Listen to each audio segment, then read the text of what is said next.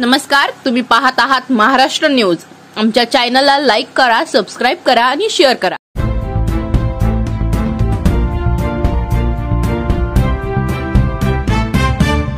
मुंबई मतदार यादीमधील घोळ आणि मत चोरीचा निषेध करण्यासाठी शिवसेना, उबाठा, मनसे यांच्यासह महाविकास आघाडीमधील मित्रपक्षांनी आज मुंबईत विराट मोर्चा काढला।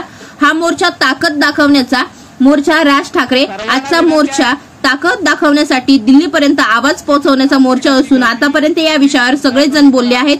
मी माझी भूमिका मांडली आहे या विषयावर, आता नव्याने बोलण्यासारखं काही नाही। तुम्ही सगळेजण अत्यंत ताकदीने मोर्चासाठी जमलात त्याबद्दल मी तुमचे आभार मानतो, असे राज ठाकरे यांनी म्हटले। दुबार मतदार आहेत हे आम्ही सांगतो। उद्धव ठाकरे, शरद पवार, जयंत पाटील हे सगळे सांगत आहेत। महाराष्ट्र नवनिर्माण सेना जनहित कक्ष विधी विभागाचा सरचिटणीस या नात्याने आम्ही या ठिकाणी आलो आहोत।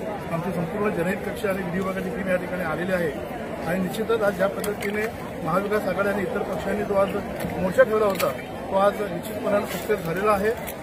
भविष्यामध्ये सरकारला याची दखल घेऊन ज्या पद्धतीने मतदार यादीमध्ये जो घोळ झालेला आहे त्यावर निश्चितच त्यांना पुढे काम करावं लागेल आणि ज्याप्रमाणे इशारा देण्यात आलेला आहे की जोपर्यंत यादीवर काम होत नाही तोपर्यंत निवडणुका होणार नाहीत। आम्हाला असं वाटतं की शासन या गोष्टीला गांभीर्याने घेऊन लवकरच मतदार यादीचे घोळ दूर करून चांगल्या वातावरणामध्ये निवडणुका घेतील असा मला विश्वास आहे। निवडणूक आयोगाच्या आंदोलनाची दखल घेण्याचा काय होतं?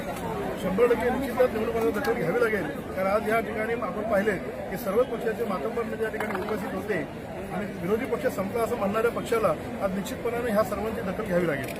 साहेबांचं घ्या, शिवसेनेचे नेते घ्या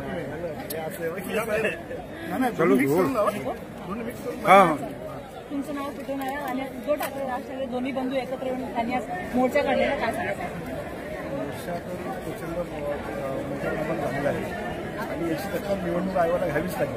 आता की सन्मान्य राजसाहेबांनी अगदी पुराव्याविषयी सिद्ध केलं आहे की वोट चोरी कशी केली जाते, त्यामुळे निवडणूक आयोगाला मला वाटतं दखल घेतली पाहिजे आणि जर याद्यांवर काम करायचं म्हटलं तर याद्या साफ केल्याशिवाय निवडणूक घेणं काही अर्थच नाही। त्यामुळे येणाऱ्या काळामध्ये ज्या निवडणुका आहेत काहीतरी 3-4 वर्ष निवडणुका झालेच नाही तर आणखी 6 महिन्याच्या निवडणुका लेट झाल्या काही फरक पडत नाही, पण मतचोरी ही जी बाब आहे ती लोकांपर्यंत पोचलेली आहे आणि लोक त्याची दखल घेऊन योग्य निवडणुकीच्या काळामध्ये योग्य तो निकाल देणार।